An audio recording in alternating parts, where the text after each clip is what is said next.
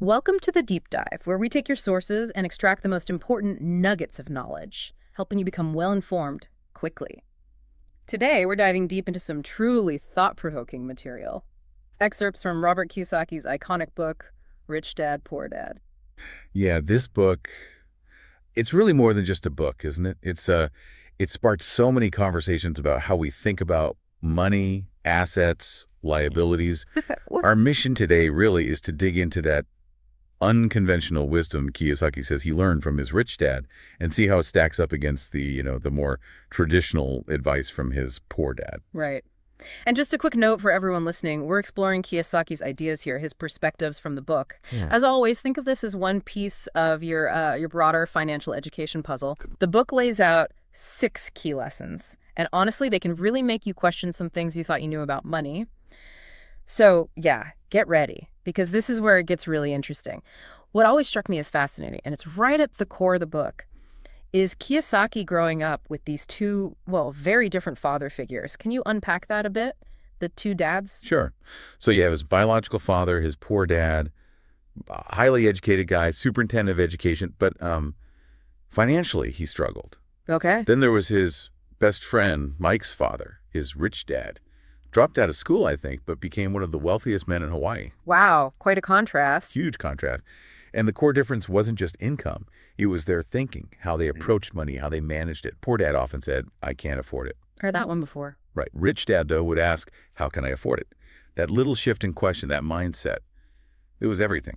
That really is powerful. And didn't Kiyosaki have some interesting childhood experiences that sort of highlighted this, like making fake money? Oh, yeah, the lead nickels. He and Mike tried casting their own nickels. Yeah. Didn't quite work out, obviously. Probably not legal either. Definitely not. But then they started a comic book library. Yeah. And his rich dad, he actually encouraged that entrepreneurial spirit, even the slightly dodgy nickel scheme, in a way. Really? Yeah, he saw them doing something, taking initiative. He told them, you're only poor if you give up. It wasn't about the scale. It was about the action, the learning. Right. Very different from his poor dad's likely reaction. Which probably would have focused more on getting good grades and a safe job. Exactly. Which leads us actually right into the first big lesson from the book, and maybe the most famous one: the rich don't work for money. Okay, wait, that sounds completely backward. We're all taught to work hard for money, right? What does he mean by that? Well, he observed that the poor and middle class, they essentially trade their time for a paycheck. You work X hours, you get Y dollars. Standard model. Right. But the rich, he says, have money work for them. They build systems, they acquire assets, things that generate income without them having to constantly trade their time. Okay. He talks about fear and desire trapping people in the rat race. That feeling of just working to pay bills. I think a lot of us know that feeling. Definitely. The fear of not paying bills, fear of getting fired, but also the desire, for a nicer car, a bigger house. The carrots and sticks. Exactly. And people get stuck in this cycle. Get up, go to work, pay bills, maybe buy a little comfort. But the underlying fear, it doesn't really go away. They hope more money will fix it, but often it just amplifies the pattern. So it's more about the emotions controlling the finances than the actual amount of money. That's his argument. He saw this pattern becoming even more pronounced years after the book came out, with wealth increasingly going to entrepreneurs and investors, not just employees. Breaking free isn't just about earning more. It's about changing that mindset, understanding how money really flows. Okay, that brings us to lesson 2, which sounds simple. Know the difference between an asset and a liability, and buy assets. But, and this is the big one, he says your house is not an asset. That throws people off. How does he justify that? Yeah, that's the line everyone remembers. His definition, or his rich dad's definition, is purely based on cash flow. Cash flow? Right. An asset puts money in your pocket.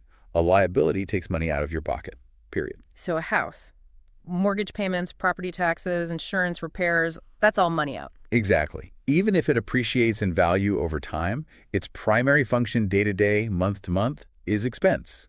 It takes money out. It doesn't generate income unless, say, you're renting out rooms. Okay, I see the distinction but based purely on cash flow. It's not about value necessarily, but immediate income generation. Precisely. And he argues that's why so many people struggle. They acquire things they think are assets, like their primary residence, but which are actually liabilities draining their cash. The 2007 crash really hammered that point home for a lot of people, unfortunately. Yeah. A hard lesson. So it's really about financial literacy, isn't it? Understanding these flows. That's the foundation. More money won't help if you don't understand the difference. Financial intelligence is key. He even defines wealth, borrowing from Buckminster Fuller, as how long you could survive financially if you stopped working today. That number is determined by the cash flow from your assets versus your expenses. So if the house isn't the asset we should focus on, what is? Which takes us to lesson 3. Mind your own business. Does that mean everyone needs to quit their job and start a company? Not necessarily, no. What he means is focus on building your asset column. Your business is your asset column, not your job title. Ah, okay. So keep the day job, pay the bills. But diligently, intentionally, use any extra income to buy or build assets. Don't just increase your spending as your income rises. He argues that most people spend their lives working hard to make someone else rich, their employer, the government through taxes, the bank through interest. So minding your own business means building your wealth, your assets. Exactly. Keep expenses low, reduce liabilities, and build a strong base of income-generating assets. He has this idea that once a dollar goes into your asset column, it's like an employee. It should stay there and work for you. I like that visual. What does he count as real assets then? Things like businesses that don't need you there physically, meaning they're managed. Right, systems in place. Systems, exactly. Stocks, bonds, income-producing real estate rentals, for example. Notes, like IOUs, where people owe you money. Okay. Royalties from intellectual property, music, patents, books, and basically anything else that has value, produces income, or appreciates, and importantly, has a ready market. It sounds like a very different approach to spending, especially on luxuries. Oh, completely. He makes a huge point about this. The rich buy luxuries last. Last. Yes, they build up their assets until the assets generate enough passive income to pay for the luxury, like the Mercedes his wife wanted. They waited until their real estate cash flow could cover the car payment. Whereas the poor and middle class often buy luxuries first. They get a raise, they buy a new car or take an expensive vacation, often on credit, digging themselves deeper into the liability column, using their own sweat, as he puts it, instead of asset-generated cash. That's a stark difference in behavior. Okay, lesson 4. This one stirs things up. Taxes. Kiyosaki challenges the whole Robin Hood idea, right? His rich dad called Robin Hood a crook. Why such a strong take? Yeah, it's provocative. His argument, based on his rich dad's view, is that taxes, historically, weren't really meant for the poor or middle class initially. The idea was often sold as taxing the rich. Okay. But, he claims, the rich are smart. They don't just sit there and pay more tax. They find ways, legal ways, to protect their wealth, and the primary tool, the corporation. The corporation. How does that help with taxes? Well, the biggest advantage, according to Kiyosaki, is the order of operations.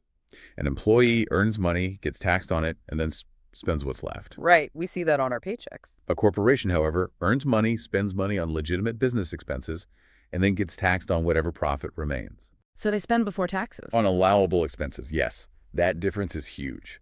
Plus, corporations offer legal protection.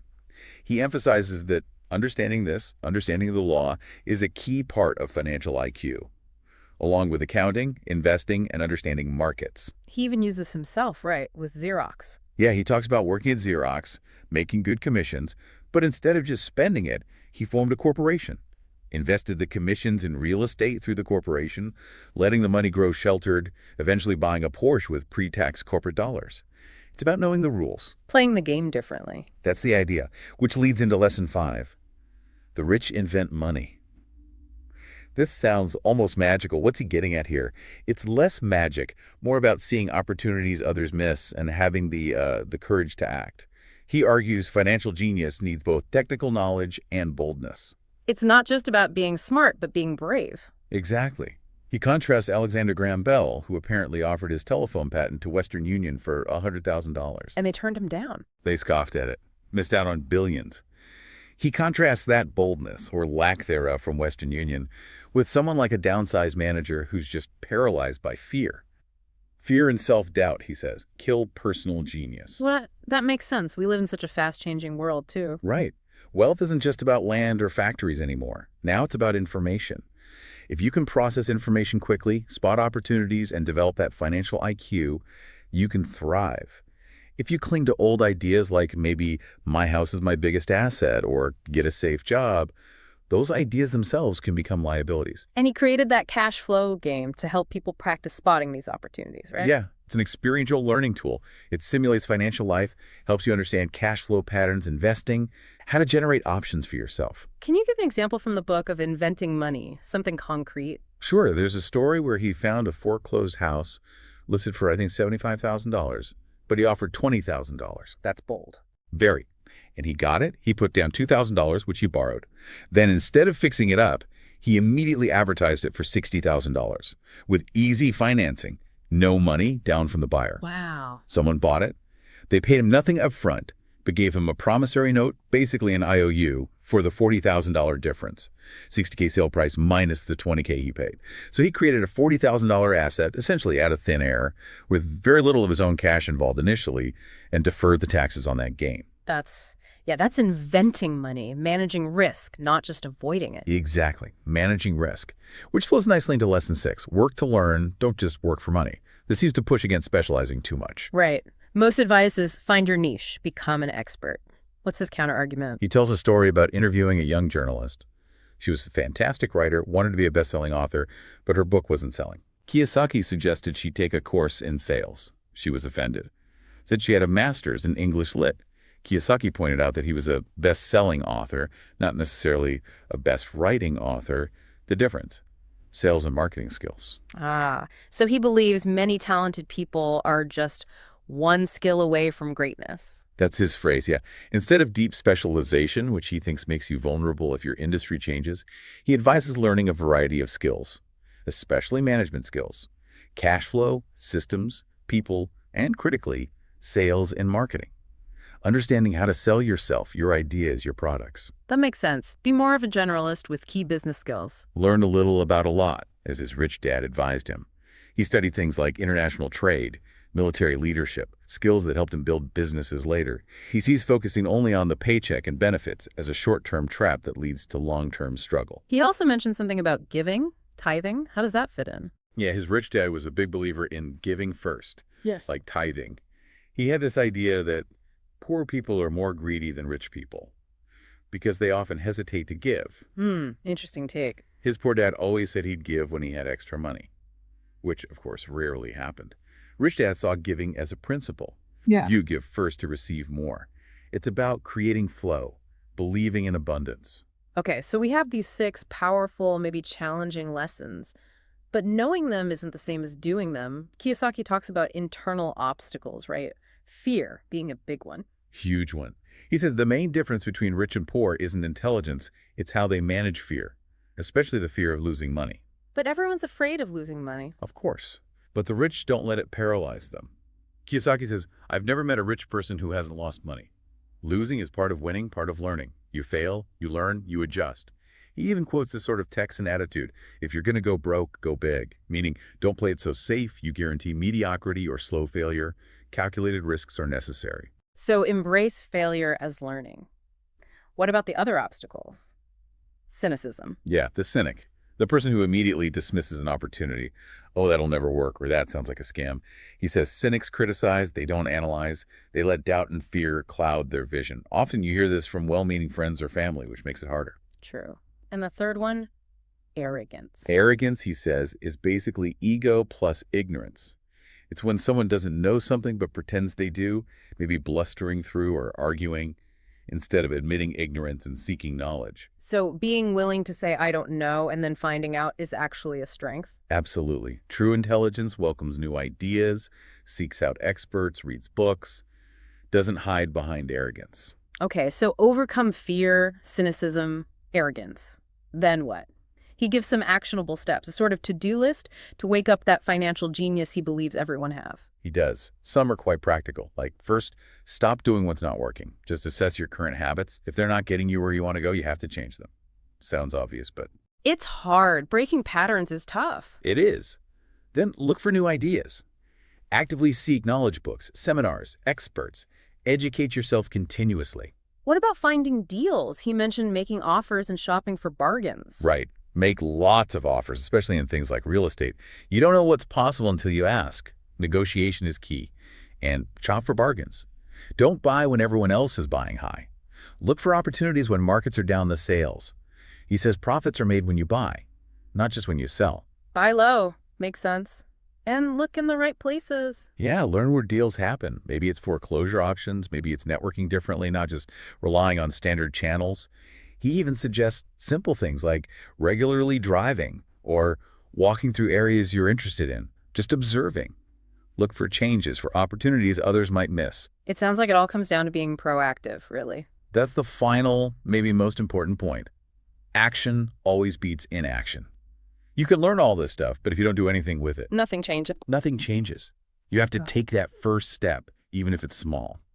So wrapping up this deep dive into Rich Dad, Poor Dad, the core message really seems to be that financial success isn't just about your paycheck. It's about how much you keep, how smartly you make that money work for you, and fundamentally the mindset you adopt. Yeah, it really pushes you to look past the usual path of just school and a job, doesn't it? To actively build your financial intelligence, understand how money actually moves assets, liabilities, cash flow.